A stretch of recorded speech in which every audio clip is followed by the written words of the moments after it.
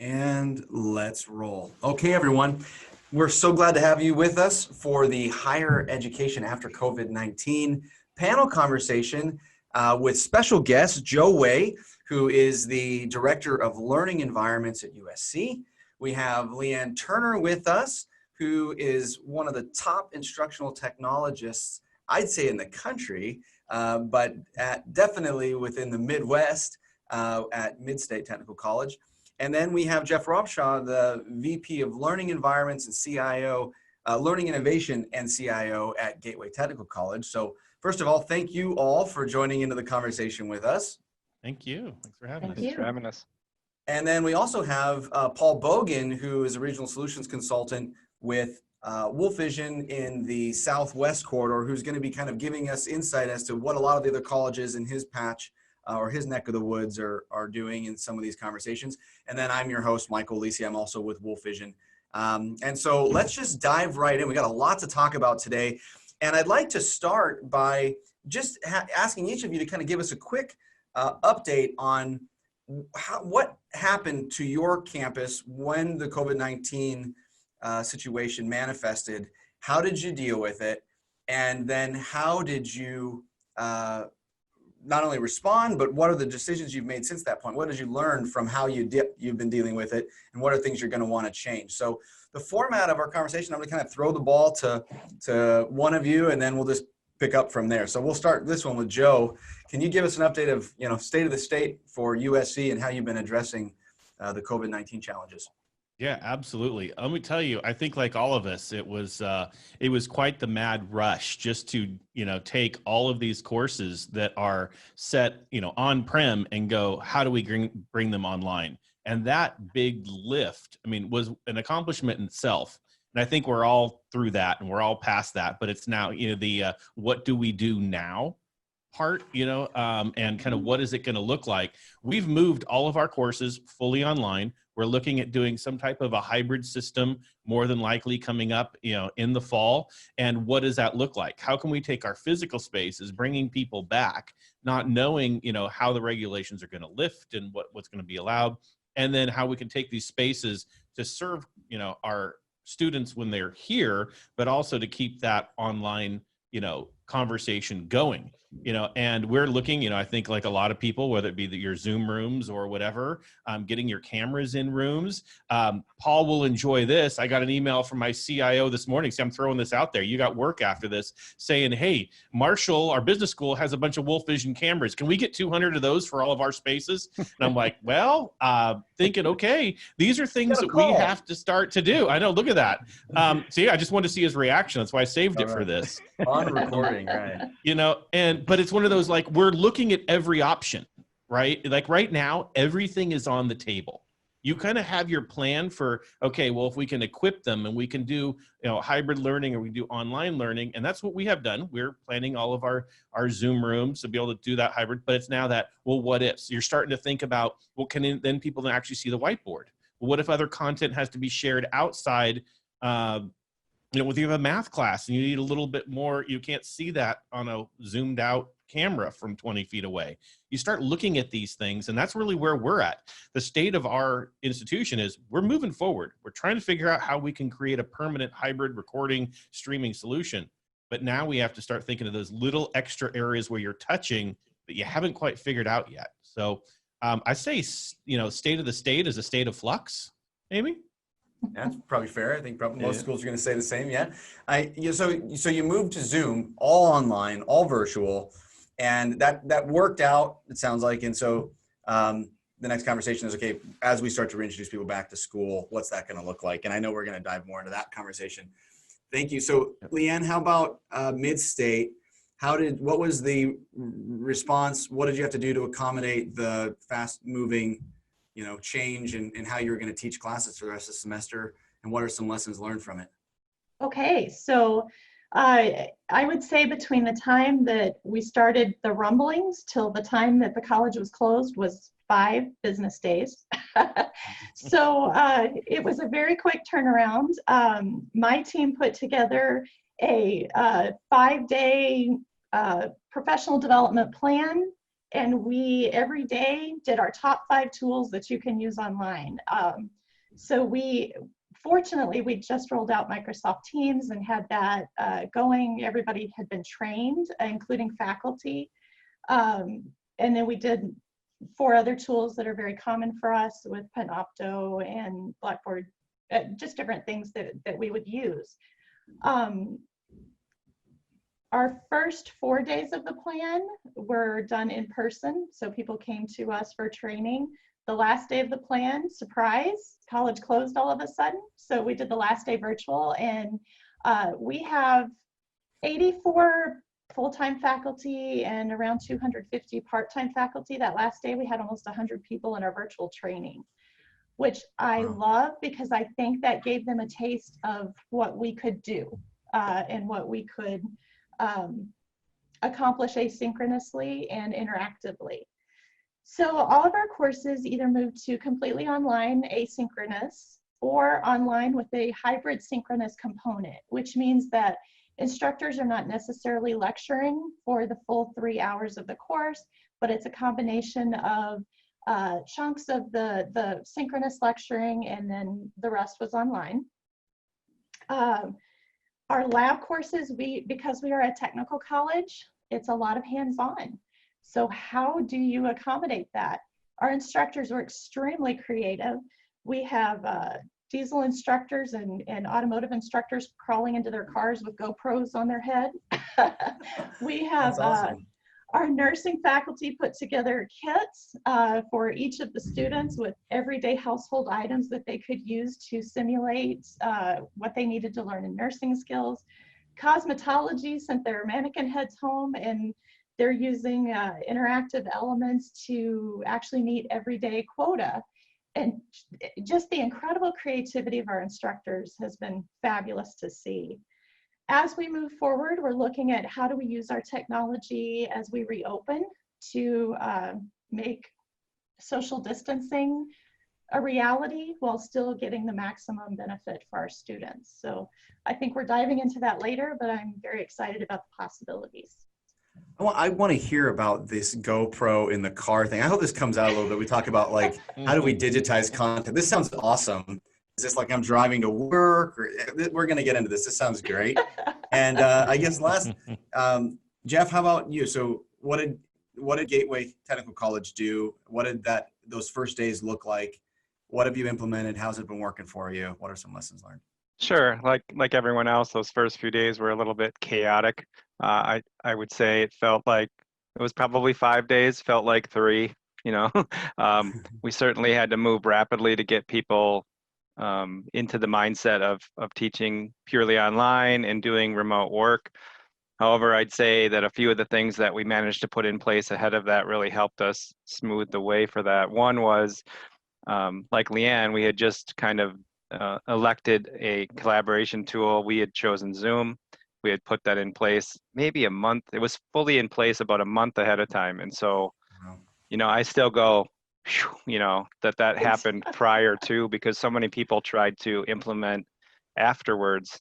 And I can only imagine how rough that was for everyone. So most of our folks were trained up. I would say that having that tool, you know, really has revolutionized the way meetings are conducted, remote work is conducted, and our instruction as well. So, you know, the fact that we standardized on something was really positive. I think some of our, Leanne and I are both from Wisconsin and are in the same larger system of technical colleges.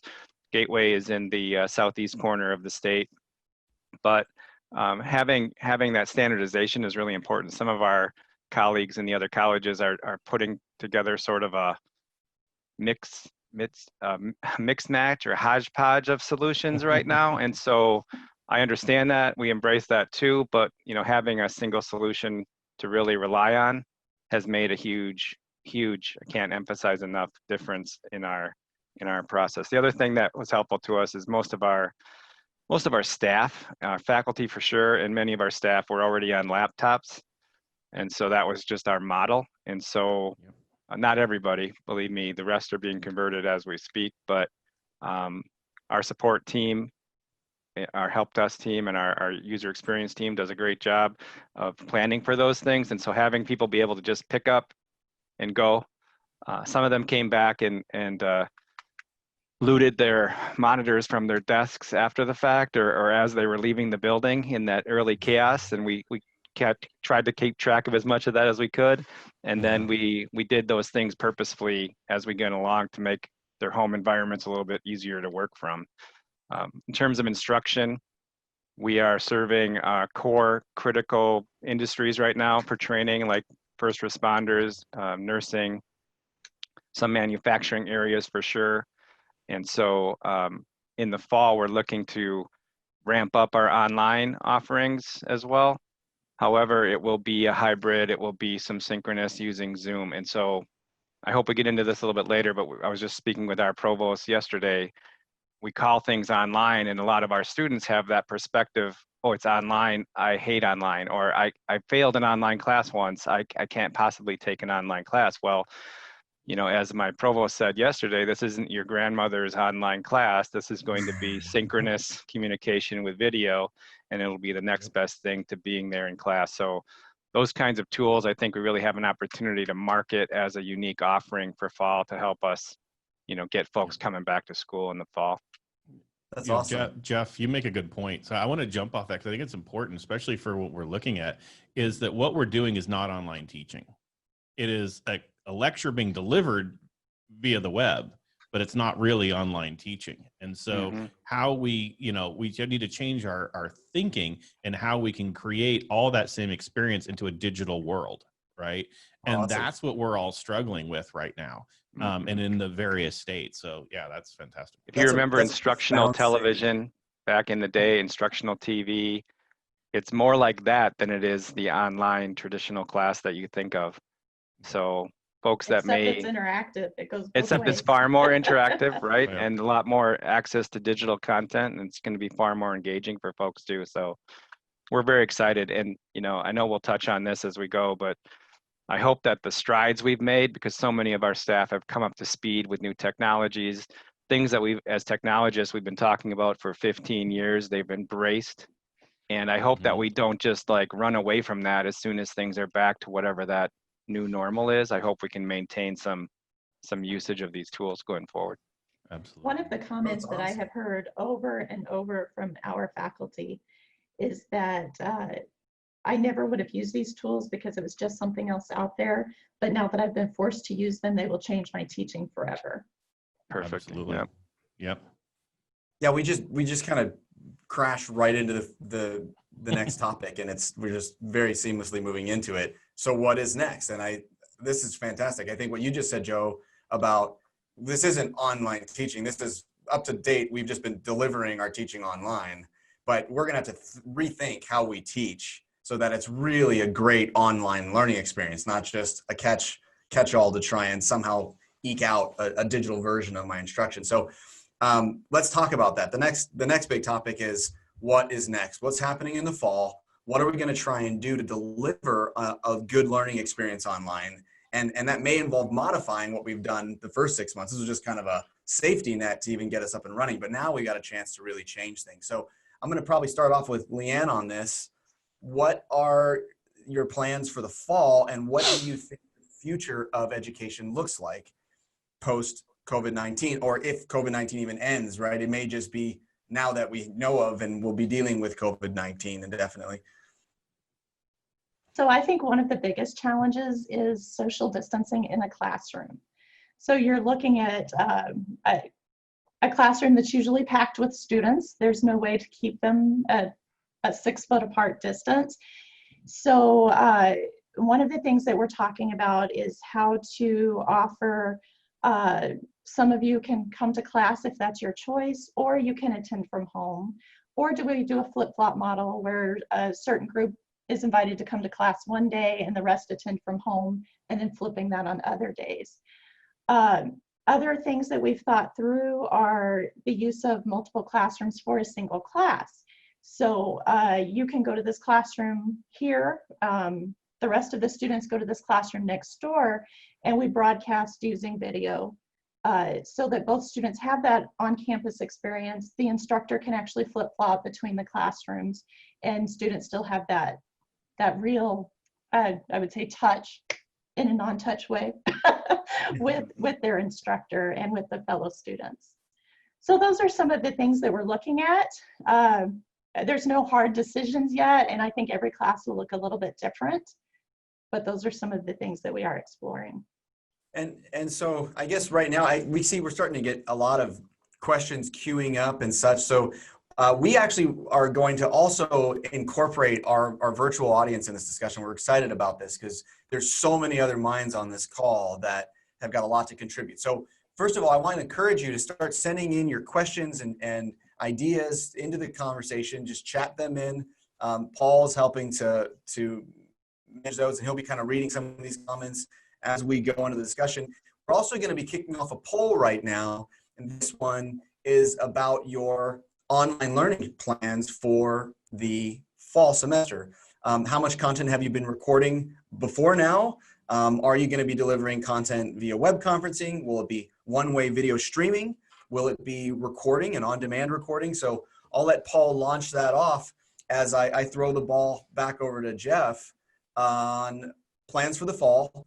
What does education look like? You know, Mid-State's doing kind of a hybrid model that's going to give students the flexibility to choose if they come in person or not. And then it sounds like there will be an available in-person component, maybe on demand, maybe more of a load balanced arrangement where some of the students can come and some others. And of course, the unspoken thing is because you can't have too many students in the room at the same time anymore. Right.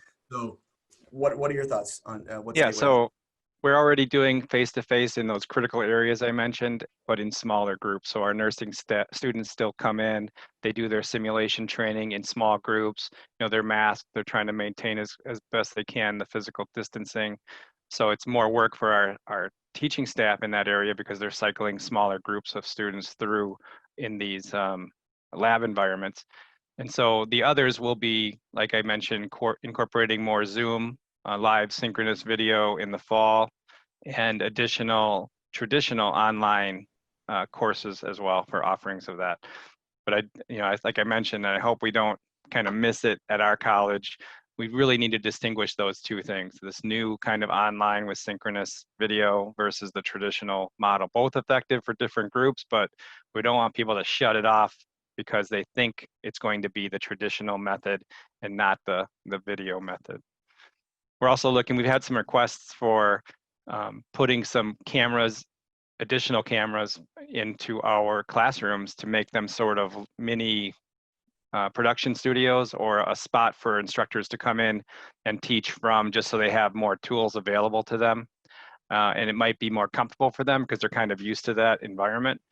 We have plenty of our instructors with high-end dock cameras at home who are able to do this from home and create content. But, for some of us, we kind of would like to go back to work if we can.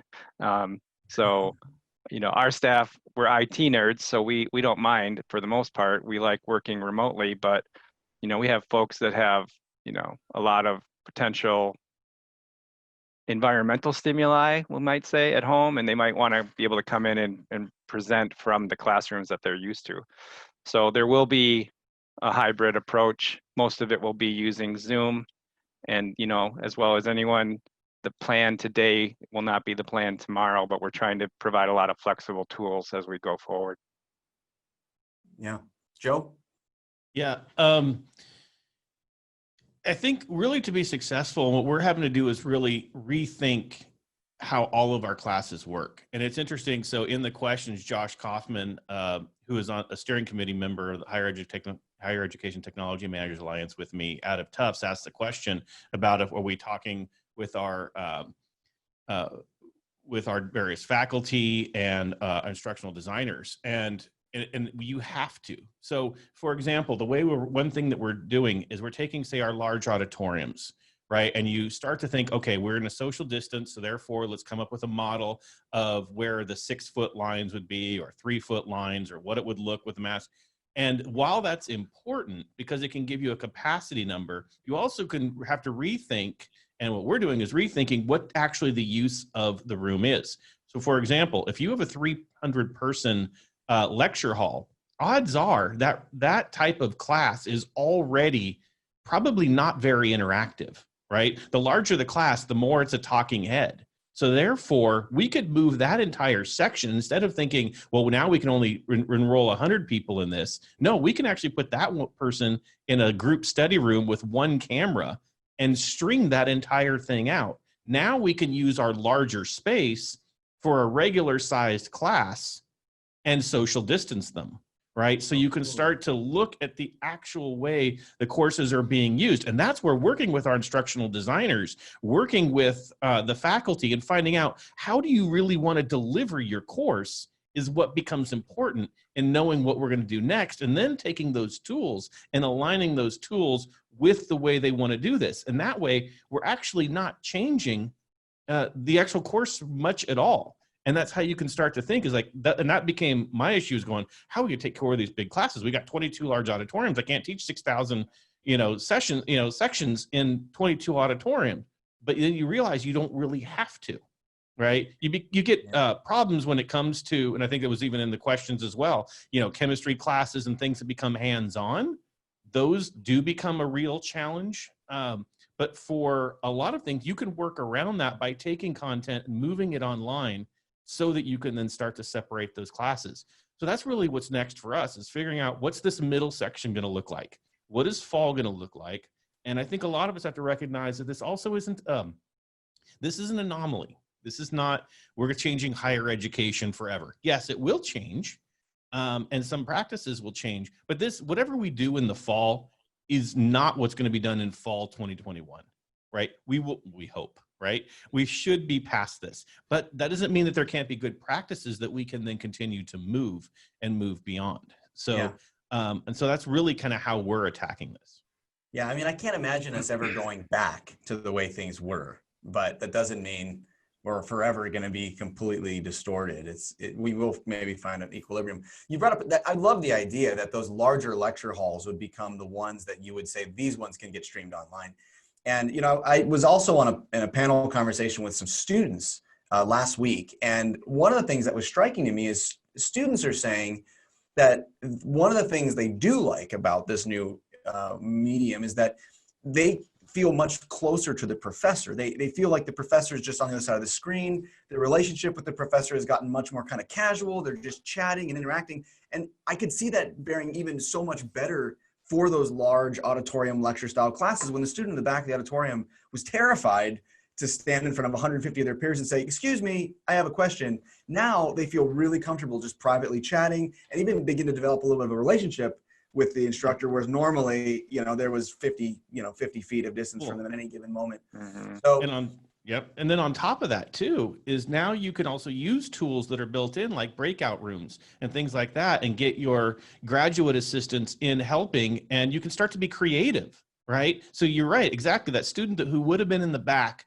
of a 300 or 400 person lecture hall now can get personal attention by using our new tools, and that's really what it takes, is rethinking that, not taking what we would have done and saying, how do I make this online? No, how do I actually make, the real question is, how do you make that better for the student? And we have those opportunities that we can do now that we couldn't have done because you're just trying to throw 300 people in a general ed class. Right? That's right. Interestingly enough, one of the theories that comes out of online learning is creating presence in the classroom. And they talk about social presence, teaching presence, and cognitive presence. So this lends itself to social presence in that situation. And I think where Jeff talked about the environmental stimuli, which would be our kids and pets, I didn't want to call them out specifically. but that, interestingly enough, has been part of the social presence in this situation, as instructors have to introduce their pets because they're climbing in their lap during a session, or their kids come in. I've seen all kinds of kids in all kinds of situations. It humanizes that professor, doesn't it? Exactly. It has humanized that online offering. And you learn a little bit more about your professors that you didn't know before. Right. I mean, even Jeff, here, I don't know what that glowing pink orb is in your background, but it fascinates me. It's something about your personality. I'm just teasing. Let's look at the poll results here. if the first person in the poll can recognize what the item is and what You'll era get a of $5 fandom, Starbucks gift card if you know yeah, what the yeah, you get total brownie points if you can tell me what kind of prop that is. So Awesome. I was Yeah, going to say it's the certainly going to results be. right now, right? yeah. Oh, I was going to jump in and say it's certainly going to be transformative to use these tools. I think in my personal work, I feel more connected to my staff. We have about 50 staff members. I feel more connected than ever. I'm also different webinar topic, but I'm busier than ever. I always joke that I don't know where everyone is getting all this time to achieve enlightenment or add a second hobby to their lives or things.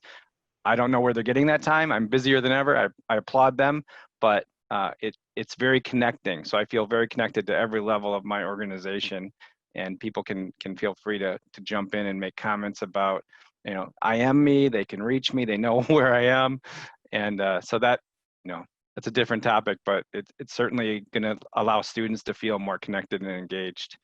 Yeah. And we're, the next, I think if we look at these poll results, we see that clearly virtual instruction, web conferencing, video conferencing, recording is going to be a major topic. So we're going to dive into that next. But before we do, I'd like to review these poll results. And I think there's also some great questions coming in that Paul's been kind of curating for us, and he's going to kind of throw a few out there. Why don't we just take maybe 5 minutes to review the poll results and take a question or two, and then we'll move on. Yeah, thanks, Michael. And hello, everybody. If I don't have a whole lot to say, it's either because I'm really enjoying getting to listen to everybody, or I'm processing questions and polls. So welcome aboard, and it's really nice to get to speak with all of you. So looking at the poll results, first question is, how much of your instruction will be made available via video conferencing, streaming, or video on demand in the fall? And you see these results. These are on the screen, correct? Yep, should. Okay, good. Be visible. So, so going into the fall, and then we see the majority is going to be capturing most of that content. Number two, Yeah, the how good much news of is people are saying very little. And the option of I'm only going to be recording or streaming very little seems to be a very minimal response. So that means most are saying I'm going to be capturing and streaming a lot more than very little, right? Yeah. And then how much of your virtual instruction will be delivered in the form of live video conferencing and streaming? I think folks are having trouble seeing the poll results. Yeah. Okay. Is the side of the screen kind of cropped a little bit? I'm maybe not at all, at least. Yeah, it's quite all right. Well, I think the key thing is what we're seeing is the majority of respondents are either going to be capturing a moderate amount of their content for either the live streaming, video conferencing, and recording, or most of it. And it's almost, I mean, it's 50-50. It seems like the most of it is in the video conferencing sector. So in general, schools are saying we're going to capture and make most of our content available via video conferencing. And then slightly less of respondents are saying, and we're going to make it available in the form of on-demand video. And but still, the numbers are pretty close on the on-demand side of the recording. They're going to capture a good amount of it, just slightly less. They're saying we're going to capture most of it. So, yeah, awesome. What other questions can we pick a question or two out, Paul, from the pile to toss into our team? Oh, yeah, sorry, bear with me. Streaming results. I think I can close. Well, Paul digs one up there. I did see one earlier about getting equipment in the hands of students, and I could address that from Gateway's perspective. So we do have a challenge in our area. Not all students have good access to internet or equipment. They rely on our in-person labs quite a bit on our campuses. And so our student government group recently made a donation to the college to purchase Chromebooks and hotspots with 1-year contracts. And so those units are being loaned out to students who need them. So my user experience team, those folks were out yesterday starting the distribution process for summer. We have drive-up locations at each of our major campuses. Students come in, they maintain good distance. We hand them their equipment. It's essentially checked out through our library services, so they will get reminded to return that equipment in the future. But we're trying to make that available to them. And that really, again, it opens up in this whole kind of mix of new technologies that instructors are trying to do, it really brings some enabling technology to folks who didn't have access before. So that's very exciting as well. Yeah. Sorry, Paul, go ahead. State is having Yeah, the that's okay. very same experience. Thanks. Yeah, this is a really common question that I'm starting to hear is how are we going to deal with the things where you need to have a lab element, say a chemistry lab, for example, the teaching content versus the hands-on part of it. How do we process that? So at Mid-State, I can speak to this in some regard. Our anatomy and physiology class, which has always been hybrid at the most, because you do have that lab component where you need to do your dissection and all of that. They are working on creating a fully online section of that this summer, and they are putting together lab kits of everything that the students need. The instructor is going into the lab and completing a step-by-step approach to how you do this dissection, and then students will take that lab kit that they've purchased and complete the steps to that, taking pictures with their cell phones along the way so they can document their journey through that lab. For our microbiology and chemistry, we have been using online labs in the past. An interesting outcome of that, one of our instructors said she notices that she always has the students do a virtual lab before they come into the classroom and do a real lab. And what she found with her hybrid students that were doing this is that they actually came in better prepared to do a real lab because they were forced to do things in the correct order. And if they didn't, they had to go back and pick up what they missed. And so when they came into the classroom to do an actual lab hands-on, they were very aware of the steps. The students that came in without having that virtual lab often skipped steps, and because there's 24 students in a lab, she wouldn't always catch that they'd missed those steps to have them go back and do it. So that's been an interesting outcome of watching things go a little bit virtual and a little bit in the lab. Have any of you seen some of the virtual reality experiences that are being created for education where you actually feel like you're in a classroom, your teacher maybe is an avatar live, and you're physically having to virtually pick up a beaker and mix it and whatever. And so you're really doing a virtual lab. And in the past it was like, well, that's great and all, but who can afford those headsets? But some of these Oculus headsets and these VR headsets, they're getting down to the hundreds of dollars, where I could see, you start factoring that in the cost of tuition over a couple of years of instruction. And I wonder if that does play more of a role. I do see a lot of students that are going to say, get this thing off my head. I don't like technology in general. You're never going to make me learn in VR. But there are some that are just right on. I'm going to get done with my Beat Certainly Saber. the fields that are deploying that equipment may tend to attract folks that are a little more open to using those tools as well. Yeah. And Michael, I know when you visited Gateway, you probably saw some of our VR labs that are being put in place at our IMET facility in Sturtevant. Yep. And I know that some purchases have been made to enhance and make some of those experiences available remotely to students. Yeah. And so, we're building the ship as we sail it along here, but certainly we're adding some components to make some of that stuff available to students remotely. Well, it's actually a good segue to our next topic, which is really about, okay, so if most of our content is going to start getting captured and streamed and recorded online and made virtually available, let's talk about video. Suddenly, then students' experience of their instruction is dependent on what they're seeing through the video screen. And they've now about to be given a lot of options that says, well, if I'm mainly going to be attending class virtually, then why should I go to one school versus the next? And I think we had a conversation today about, if YouTube is any indicator that good content gets more highly subscribed to and consumed than badly produced content, what does that mean when every class is now online and a student is paying to sit there in front of their screen? Whose video are they going to choose? And does their decision of what school they're going to attend depend on the quality of the video being delivered, the quality of the content? And this goes back to your statement earlier, Joe, about, delivering online is not the same as teaching online. So let's talk about that. What can schools do, and what do you think they're going to need to do to make sure that with all this video they're creating, it's attractive to students and it's going to be something that they want to subscribe to and pay to attend? Let's start this conversation off with Leanne. Okay, so as I'm looking at this picture, I see the use of the Synapse technology in the background.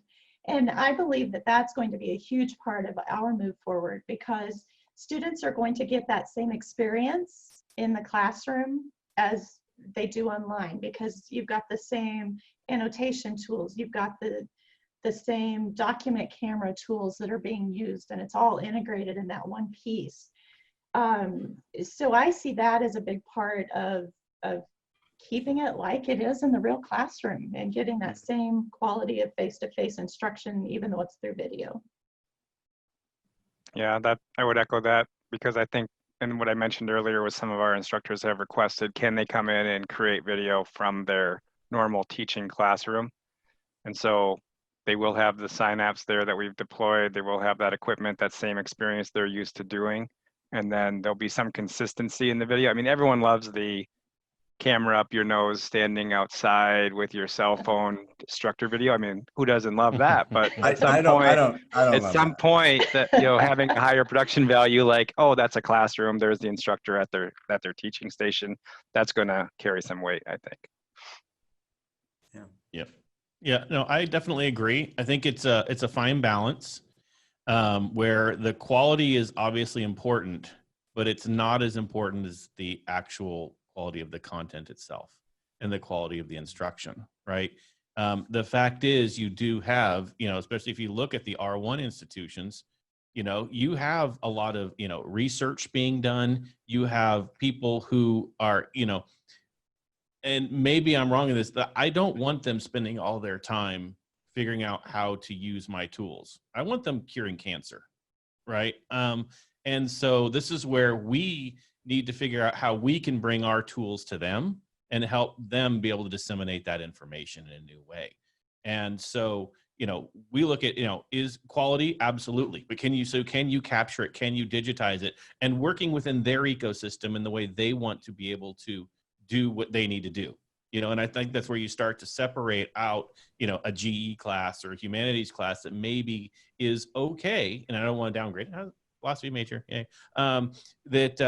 You know, don't want to downgrade that, but there's a point where if it's just a PowerPoint, that is one thing. But if it's high level research, lab work, those types of things, even going back into the VR thing, I think VR is great. The issue with VR is content creation. Every single time someone buys a VR set, 5 years later, you're using the same content because no one has to create new content or wants to pay for new content. It gets put into a, you know, one capital construction cost, and then they forget you need to keep updating it and doing other things with it.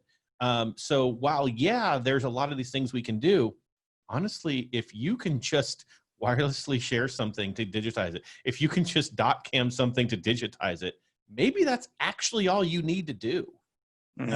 Bring up three huge conversations. So on the one hand, we need to talk about how do we digitize it then? Because you're right. Because okay, I appreciate, and I think you're smack on that. The main burden is to transmit the information, transfer the knowledge. And so we don't want, it's not about the technology. And actually the ideas are still the most valuable. It's not about how the lighting looks. So, but we do need to improve the video. So whatever we do, it's gonna have to be transparent. It's gotta be behind the scenes. It doesn't get in the way of the instruction. It's still intuitive for the teacher to teach. I think that's great. But then we just bumped up in another conversation about, but we gotta digitize the content too now, because just taking the camera and shooting it at a big, you know, washed out white projection screen, that's gonna be a terrible experience for students to consume that for 8 hours a day. So on the one hand, we don't wanna get in the teacher's way, but now we're gonna have to ask them to think differently. How can you do what you're doing in a digital format? So instead of playing that videotape on VHS and projecting it on the white screen, how can you show that better to the remote students? Are you going to bring up a YouTube version of the link and share it as video? Are you going to email a link direct to the video and make them watch it on their own time?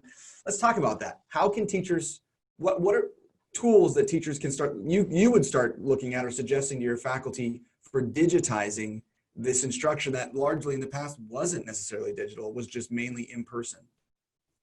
Jeff, we'll toss to you, Ben. Well, our instructors that are pioneers have been using YouTube and such for years. And so, you know, that seemed kind of radical at first. At first, we all tried to control that, you know, by setting up our own video servers, our own, you know, kind of control it. But clearly the cloud kind of revolutionized all of that for us. So I would encourage people to look at cloud-based tools like a YouTube or other tools like that. As their IT guy, we just want to be involved so that they're not, you know, picking something completely unsafe, you know, something that has some security considerations or something like that. So we do work as consultants with our faculty to help them try to pioneer new things. And it helps us too, because they push us along by saying, hey, have you heard of XYZ? And then we can do some research into it. So as an instructional designer, I work individually with faculty quite often. And one of the things that we do in the process of any new modality is we say, okay, how do you do it now? And then we find the simplest way for them to uptick it to that digital format. So if you're writing on the whiteboard now, let's give you a digital whiteboard. So you're not changing a whole lot, but you're changing just enough to make it higher quality and to give students things that they need in the digital world. So incremental is big, and not throwing all the tools at them at one time, because then it's overwhelming. Yeah, it's interesting you said that, Leanne, because, you know, people, our pioneer types will come to us, hey, I found this great thing, it's X hundreds of dollars, and it's like it lets you write on a digital notebook. Look how cool it is. I'm like, yeah, you could take this doc camera and point it at a real piece of paper right here and get the same thing for what you're already doing. So I agree with the start with where they are and then keep it simple. And you will have people kind of pushing the envelope a little bit, but getting most people to use what they're comfortable with already is key. Keep it simple, keep it free. Well, and I think, well, and not overreacting, right? I think that's recognizing that all the tools that I'm going to incorporate now, I need to still be able to use in 6 months when we go back a different way.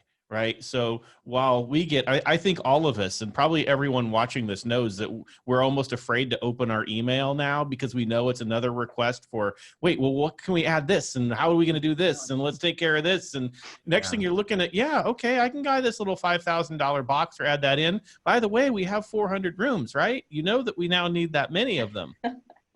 So do I get that $2 million line item? You know, and then it becomes, wait, what? So because these things, it's very easy to throw around ideas when you're sitting at a conference table. And so when you now have to look at, all right, what's realistic for my space? What products are out there that I can install now, which improve the online experience and allow us to, you know, satisfy the student needs, but vice versa. This is a whole other conversation if we were talking about spring 21. So now can that tool that I'm incorporating now work in the learning environment for moving beyond, right? And that's where we have to really be careful and note that, like you just said, Leanne, what's free? Well, if we're going to use online tools and we're going to work in with our instructional designers and we're going to work with them, maybe they are temporary solutions that can work for the content delivery and the instruction now without blowing the bank, you know, on something that really is going to get tossed out and not work down the road and 5 years from now. Well, we would be doing great if we could get people to use the tools we already deploy, you know, broader exposure. You know, like this has forced people to go, oh, Zoom. Yeah. Everyone in our college now knows what Zoom is. You know, like Leanne, we use Panopto's product for video, and it's integrated with our Blackboard system. It has closed captioning built in that can be done. So we're making sure that we, you know, ensure that we have accessibility built into these things. So, you know, I imagine a percentage of our faculty had never heard of Panopto a couple of months ago, even though we've had it in place for quite some time, despite our best efforts to ask them to read emails and all of that. We know how that all works. But so getting people to use the stuff we already have will, if nothing else happens, that will be huge. Well, so I'm actually going to launch a poll because it opens up two other conversations. So on the one hand, there's this matter of, and we also need to plan for the future. We don't even know what the future is going to look like in terms of who the major players are. So Panopto, Kaltura, you know, these vendors are, have been kind of media site. They've been, you know, the prime participants in lecture capture, recording, streaming. But I wonder if we just really kicked a sleeping giant, because Microsoft, Google, Apple, Amazon, Netflix, they all just watch the whole world instantly on a dime start consuming more video content than ever before for every piece of instruction. It basically just said, hey, the higher education is primed for Netflix education or something. And you look at how much video consumption is now taking place globally. I wonder who is going to enter the market next. And I think that there is an element about planning for the future that says, and we shouldn't necessarily just plan around the vendors that are currently in our face today or currently available, because I wouldn't be surprised if you see some really big manufacturers show up in the next 6 to 12 months with, you know, an Amazon version of education, you know, video services and such. And that's what this poll we just launched is about. Basically, please give us information about how much content are you recording, how much do you think you're going to record, and also I want you guys please feed into the conversation about scalability. That's something I want to talk about. With all this video getting captured, are you prepared to record every class session? And what are some concerns about archiving that? What should we be thinking about from a cost perspective, you know, per hour viewed or archived? I mean, I heard one school say they're looking at their costs for recording archival, you know, going 6-fold or 7-fold or 10-fold based on how much content. Yeah. So let's talk about that. You know, it's interesting because first, something you said struck me about, you know, people are, you know, the Netflix for education or whatever. Here's the thing. If you're really shocked that students took to video, then we're kind of out of touch with our student demographic. They are a video first, cell phone first, mobile first generation of TikTok and Instagram, and they're the least of the worries we should have been thinking about of whether or not they were going to take to this. Now, there's a lot of complaints because what we're doing is not necessarily the best way of doing it, and so maybe it sucks, which goes back to your content quality when they're used to watching people who are YouTube stars and stuff, who do create good content. But the fact, if we're looking at how we're going to deliver this online, if you understand the demographic, this should be absolutely no shock to you. The question is just now, how are we going to do the tools? It's us as, you know, as staff and as, you know, faculty who are a previous generation who didn't grow up this way, who were shocked saying, oh, well, how are we going to do this? Well, they've been doing it all along. And actually, I don't think the students care as much what platform we use. They understand. They adapt, don't they? I mean, look at my daughter is, you know, 18. She'll jump 5-6 different apps. She's on Instagram. She goes to TikTok. She goes to this. She'll FaceTime me. I was like, okay, they don't care. They really don't. We care, and we spend a lot more, you know, emphasis on how we're going to do this. And risk is not letting your faculty run back to a previous incarnation of this technology and ignore that this is the reality that's out there. Should be the gateway to helping us address that video component for students more and more. And when piece any of video that, you want, oh, go ahead, Leanne, sorry. Another piece of that is that students are not going to sit down and watch a 3-hour video. Right. So we have to use our learning theory and chunk that information into 10 to 15 minute segments. I think that helps with video storage. Yeah, you can record an entire lecture and then chunk it up. But students, it's not good educational practice to watch a 3-hour video. My son is a college student, and he would agree with you because when he's at a university, and you know, I'm not going to mention the name, but I hope nothing's in the background. They did not do as good a job, I would say, initially getting everyone up to speed because it's just not their wheelhouse, right? They weren't used to teaching online. It's not their preference. It's like Joe was talking about switching from on-prem to virtual. So they struggled quite a bit. And so he has three chemistry lectures during the week that are supposed to be 53 minutes long.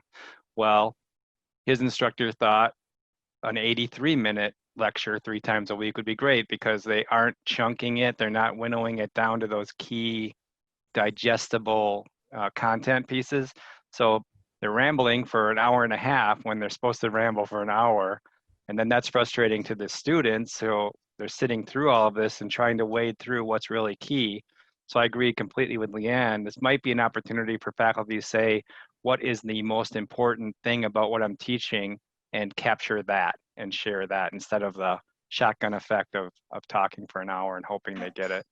And though there's not competition in higher education, I mean, outwardly, right? Just like hospitals aren't competing for patients, there's competition in higher education, there's competition in hospitals. And let's talk about this brave new world then. If all the content's being consumed based on hyperlink, do I care when I click the hyperlink what video player loads to play the video? Not so much. But if somebody were to offer me an assessment-based on-demand video curriculum that says, hey, here's the deal. We're going to test you and find out what your baseline knowledge is in a subject matter first. Then I'm just going to ask you to consume the video modules and the snippets to supplement the gaps in your understanding today. Then I'm going to test you and let you test out of the class quickly. You think about that. I could bust through a 4-year degree in 2 years by supplementing the missing information instead of being forced to listen to, like you said, 80-something minute long lectures, half of which I may already know, and I have to wait till the next lecture shows up before I can even consume it, versus everything's already in a video repository and it's just available to you on demand. I think, this is a business model in higher education that we've already seen happening before COVID. How much more so now that everyone's moving online. We got to move on. We're running out of time here. We've got the poll results. You can see, I think, can our audience see, can you all see the poll results directly? So we may not need to talk through them. Yeah, I think I've correctly pushed the share button this time. Awesome. No, we're good. You see a lot of Zoom usage. A lot of people are concerned about how they're going to meet the increased demand for video storage and content management more than are not. So they realize this scalability is going to be a big issue. And then currently, there's a moderate amount of content that's currently being recorded. Let's transition over to classroom design. And then I want to try and leave as much time. So we only have a few minutes for this, but I want to leave as much time as we can for questions. So yeah, we classroom have design a lot strategies. of questions piled up. Yeah, I know. We probably need like another hour just to talk. And I wish, you know what, we should just extend it. Let's talk about, so your classroom design plans for the fall. How are you going to modify your classrooms? What are you going to do to try and accommodate all the parts of the discussion we've had up to this point? And what are some recommendations you have for our viewers about what they might want to be considering in their classroom designs? I can go quick. Oh, Jeff. sorry. I was just going to say, and this is a shameless plug, I suppose, for WolfVision, which is probably why I was invited. But we deploy the products already, and so it is our standard. The sign app is our standard within our classrooms, and so we may find ourselves adding a couple more cameras, integrating with Zoom, and just driving on. I mean, I feel like we're prepared pretty well already. It's the tools they're used to, the tools they'll continue to use, and they'll have that Zoom and video component integrated with it. And I think, don't quote me, but I think things are going to go pretty well. I would agree. The same at Midstate. Yeah. And I do know that we have a team of academics and facilities that are exploring this question together to come up with the best solutions. And for the sake of transparency, we didn't ask you to be in the panel discussion because like WolfVision. No, we know. I did know that among schools in the Midwest and such, that your campuses have been embracing and really going deep on how do we virtualize and make our content available online and be recordings. And so it just I'm just here for the swag. I just want the swag. That's why I'm here. So, but actually, it's funny to answer that. Is what Jeff, what you said earlier too, is we were already becoming a Zoom campus before the pandemic hit. So dumb luck, we were all good to go. But that was actually already our plan of kind of, as part of our quote unquote digital transformation and reorganization of our IT, was rethinking how we were going to serve our customers. And that's where we were already in a plan to basically figure out how could we make every space a hybrid space, use our do wireless sharing, all of those things that are best practices, AV over IP, moving into the next generation. So our plan was already in place. It's getting the ceiling microphones and the cameras and all of those things in the rooms that weren't there.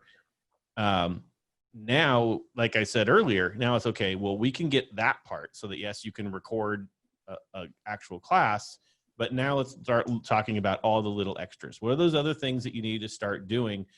We didn't even talk about touch lists and all that type of stuff, if that even becomes an issue, which it is. So yeah, I mean, I think it goes right back to just, we need a little of anything and everything and see what will be the best fit for being able to accomplish the goals, both in the short term and the long term. Fantastic. So let's open it up just for some questions. Paul, can you share questions that came from our audience? And I'm going to launch this final poll that's really about some of these classroom technology management topics. So we'll share that if you can help me share that out. And then, yeah, throw some questions out to the team. Let's discuss.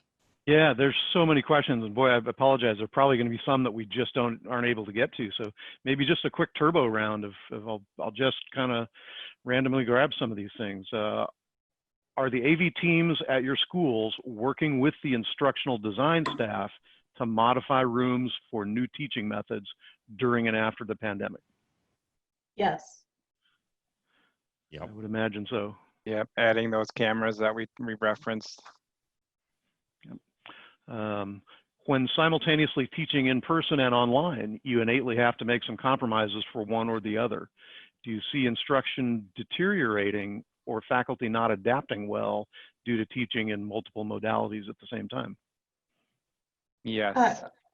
I see an initial fall off, and then of course people are going to adapt and share best practices with one another, and then get up to speed. And some people will just find that this is their natural place. Like it'll click for them and say, this is what I've been looking for all along, and I can really work well in an environment like this. But like anything else, not everybody's up to speed yet on different modalities. Yeah, and I'll even add too, just a little bit of a kudos, to as technologists, we're obviously trying to figure out how to give a solution to the problem here that we're facing for delivering the classroom content.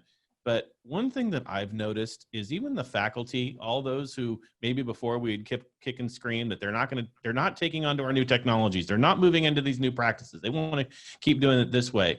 I have seen more of it deserves a kudos, on the right words are, of embracing what we're doing, understanding what we're doing, wanting to learn better what we're doing, not being forced to do it, but recognizing that this is a challenge that's been put in front of them, and whether they feel they have a duty to do this for the students, a duty to change, I don't know, but I have to give a huge kudos to 99.9% of the faculty, and just taking hold of this and being okay and letting us just drive that ship. And so it has made the job easier. So when you start saying, will there be a difficulty in modality? Absolutely. I mean, there has to be, right? Because now we've taken from an on-prem and now we say, hey, or go fully online. That's a learning curve. Now we're going to say, now we're going to do a hybrid, yay. And now they're going to have to learn that. But gosh, just what I've seen and just grappling with it and saying, yeah, I'm going to go along, just help me, and being vulnerable. I've seen more people be vulnerable to being able to bring the best thing possible for the students, and that's encouraging. Mm-hmm. And I hope that's what continues. That's awesome. And Leanne touched on that at the very beginning, just how creative these teachers are, and the smart and hard work that's gone into making it work. And I see that in my next room over, where my wife is a professor doing exactly that remotely. It's been really kind of inspiring to get to watch that. We have time for one more question, Paul, and then we'll make an announcement. What to pick, man? I'm sorry, everybody, that we don't get to get to. How are you? We get 5,000 likes. We'll do this again. True. Yeah, we should ask if people would like to us to do a follow-up session just to answer questions for about 30 minutes or an hour. Chat if you want that, and if enough people say so, I might beg our panelists to join us. Yeah, I know. I'll certainly listen in. How are you dealing with students who don't have access to computers and internet connections that are not up to the task? Loaner program. We have a loaner program at Mid-State. We used some of our funds from the federal government to help students. They could apply for those funds and use that to upgrade their internet. We also have parking lot availability. If you can't get internet any other way, you can come sit in our parking lot and piggyback off the school's internet to do this. Mm-hmm. Yeah, same. All right, Michael, wrap up. We're at the 1 minute mark. I think so. So we are at the bottom of the hour. the key thing, I think, so you brought up a good question. We're going to be having additional webinars just like this. I think all these questions that went unanswered or I think we do need to create time for that. Maybe we can find a way to do some polling or share results in the follow-up email you're going to get from this webinar or this panel discussion. And also, we did receive a question. I saw that, how does WolfVision technology address some of these things? Obviously, this is a WolfVision webinar. And I think we're going to have another webinar that's just dedicated to inviting panelists who've used our WolfVision Sign-App solution or our new Pure Pro to accommodate the web conferencing and the recording. Just asking them questions about how they're doing it, what are they doing with it, how's it working, what do they like, what do they don't like, and give you a chance to hear from them instead of us. So stay tuned. We're going to have another webinar that we send out pretty quickly on that topic. But with that, I want to just give a super special thank you to our guests, Leanne, Joe, and Jeff. Thank you for joining us. I know that your insights and your feedback is extremely valuable for not only us, but all of our listeners. And also thank you to our attendees for all the questions and your contributions in all those polls. So stay tuned for another great webinar. Paul, thank you also for joining. All right. And thanks for having we'll us. get back to you again soon. Happy rests of the spring, and I hope you have a fantastic summer and a good start to the fall. All right. Thank you so much for having Thank us. you. Thank you, everybody. Bye. Thanks, everybody.